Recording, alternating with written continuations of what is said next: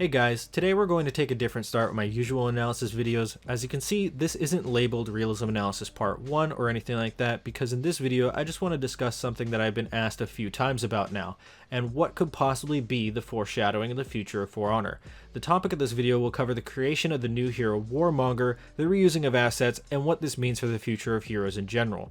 Before we begin about that, let me say a few things first. For starters, if you enjoy this new hero with every fiber of your being and you disagree with every word I say in this video, good for you. Go ahead and leave a dislike, I don't particularly care.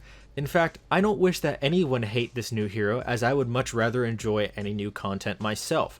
I'm not looking to find an issue just for the sake of disliking it. Another thing I'd like to bring up is that I understand how much smaller this issue is compared to the current state of the game, and how a lot of people are much more focused on what the CCU changes have done. I agree, and I don't want to take any light away from that, but at the same time, that really isn't my wheelhouse, so I don't have much to contribute there. Final point is that I know that this video won't change anything, and I'm not looking for it to change anything. I played the new hero to Rep 8, and beside the busted feats, I think she's a pretty solid hero. Not one I foresee playing very often, but still an interesting hero nonetheless. With all that out of the way, now we have to start getting into the somewhat controversial stuff, and I can already see the dislike ratio starting now.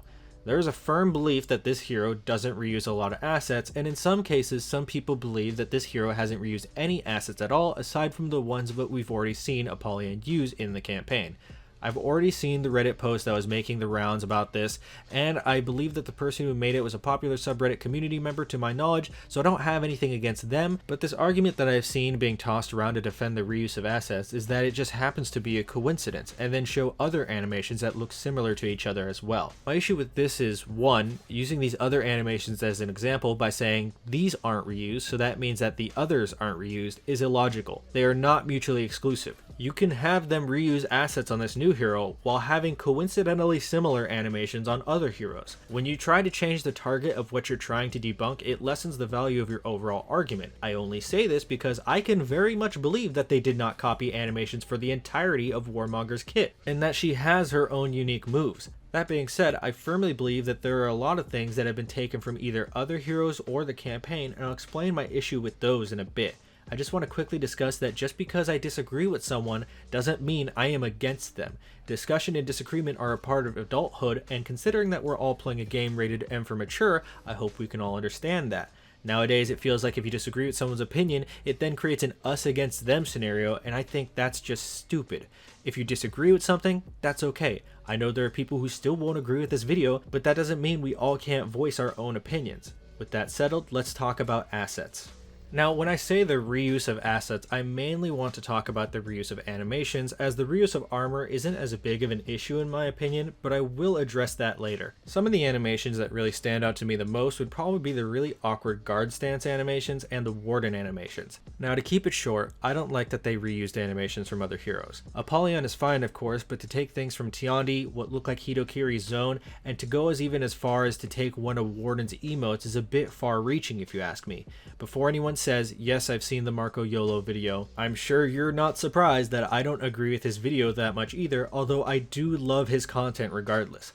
Two important points he states. His first point is that Warden and Apollyon are unique enough to warrant being two separate heroes. I disagree with that statement, not because of them sharing a large portion of animations of course, but mostly because their source of confirmed damage comes from essentially the same feintable bash method. He argues that you cannot chain back into the bash mix-up, and that makes it not the same. Besides all the very small nuanced things that make them different, I don't think that it's enough to warrant a brand new hero instead attacking all these moves onto a pre-existing hero that the user base has been desperately asking a rework for, or at the very least moves from a campaign to make him more versatile. Marco then argues that there would be an equal amounts of outrage if they gave all this stuff to an equally powerful hero instead of making it its own unique hero.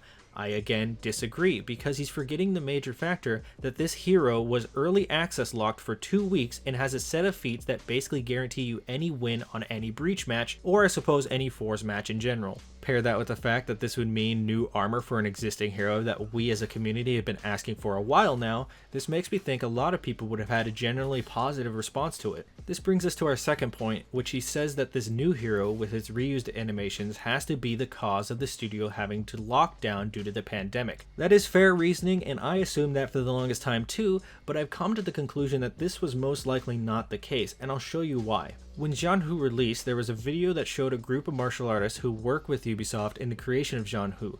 There's a specific clip that is quite short, but it tells us a lot.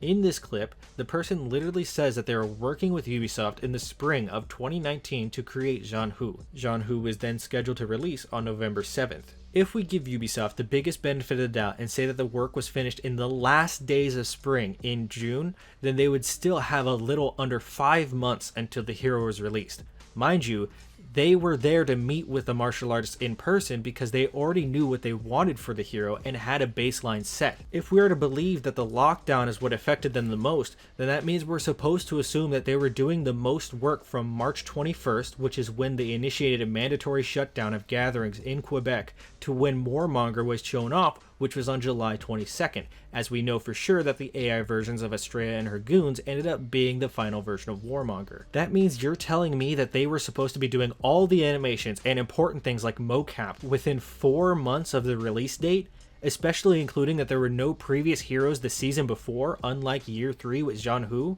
I'm sorry, but I find that extremely hard to believe. Some people also believe that this hero might have been a stand-in for what was supposed to be a completely different hero, maybe even a Wu Lin. Besides the time frame debunking that theory as well, we also have the fact that they had a voice actor do custom voice lines for this hero, showing their intentions to make this a thing. Most heroes relatively have a single voice actor for each gender, but in this case, because they speak the game's localization, they had to get 8 voice actors for this one hero to do all 8 localized lines. Stay here! Die! Enough weakling! Enough sheep! Reste là! Meurs! Assez mauviette! Assez mouton! Resta qui! Muori! Basta così! Basta cosmidollato! Hier geblieben! Stirb! Genug Schwächling! Genug Schaf! Quédate aquí! Muere! Basta enclenque! Basta oveja! Quédate aquí! Muere! Ya vas, debilucho! Ya vas, oveja! Fique aquí! Morri! Chega cote! Chega gado! Вот так! Умри! Вот и все! Вот и все! Овца! Вот и все! Жертва! そこで止まれ! 死ね! くらえ腰抜け! くらえ羊め! This also means that they are most likely dedicated to creating this hero without Latin voice lines in mind, and most likely gender locked in mind. So with those being said, we get to a point where if we assume that the reuse of animations was their intention all along, we have to ask ourselves, why? There's one suggestion that is frequently brought up that I just hate hearing, and I wanted to address this when I actually talk about the heroes fighting animations in a dedicated video, but because I'll probably have people mention this, I'll just address it now. I keep hearing people say, well of course she uses the same animations as Warden, how many moves could you possibly make? Zornhau, Unterhau, Oberhau, Zwerghau, Scheidelhau, Krumpau, Shieldhau, and those are the ones that come off the top of my head for longsword. And those only consisted of cuts. Wait until I start going off on what you can do with thrusts, binds, grapples, half sorting, etc. Even if we are to suspend our disbelief and say that she isn't using a longsword, that opens up even more options for what she could be using in her moveset. Just typing in Montante techniques into YouTube, you'll get many choices where you can see a completely different approach to sword-based combat compared to longsword. But one that I truly enjoy is a video called Figueiredo's 16 Simple Rules for the Montante. These are called simple, yet have a completely different mindset compared to that of a longsword.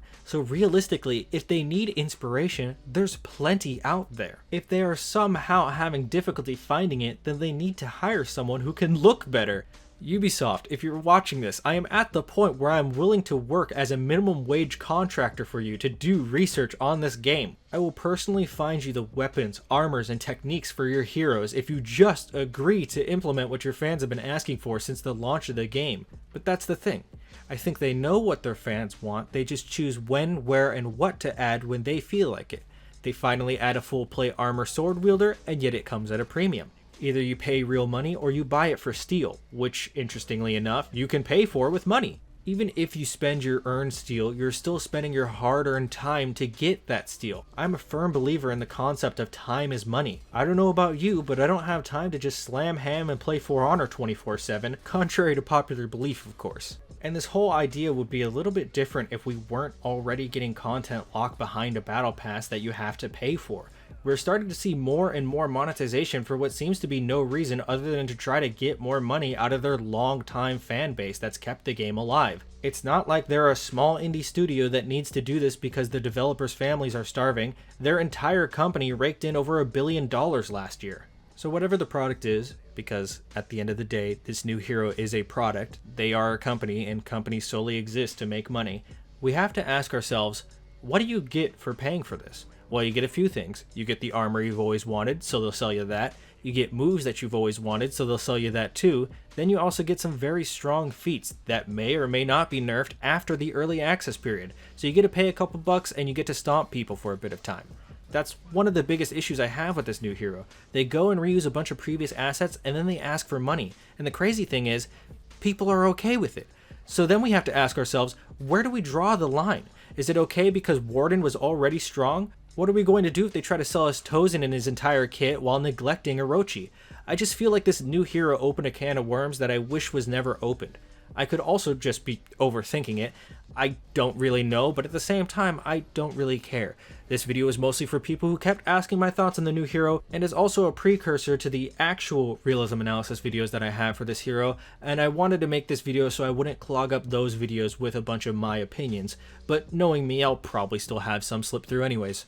So before we end this video, I want to thank my members, also specifically my friend Josh for coming in with the highest tier of membership. Thank you for supporting the content that I do, even if it does just consist about me ranting about my opinions. If you want to become a member to get a cool icon next to your name and have access to my emojis when I stream, then go ahead and click the join button below. If you want to join my Discord that I have set up, the link will be down below. It's an odd place, but it is the easiest place to contact me. If you like this video, then please hit the like button so that YouTube decides to spare this video and to not cast it into the abyss. If you want to know when the next Warmonger video is going to release, then hit that subscribe button. If you have any questions, comments, concerns, or the ongoing copy pasta that is Where is Gladiator Part 3, then go ahead and leave it down below. But besides that, I hope you have a great day, and I hope that you are enjoying yourself playing For Honor. Even though this hero wasn't what I expected, and playing Fours right now is kind of a nightmare, I still enjoy playing now and then, and I'm finding new ways to have a good time. Anyways, thank you for watching, and I hope you have a great day. Peace.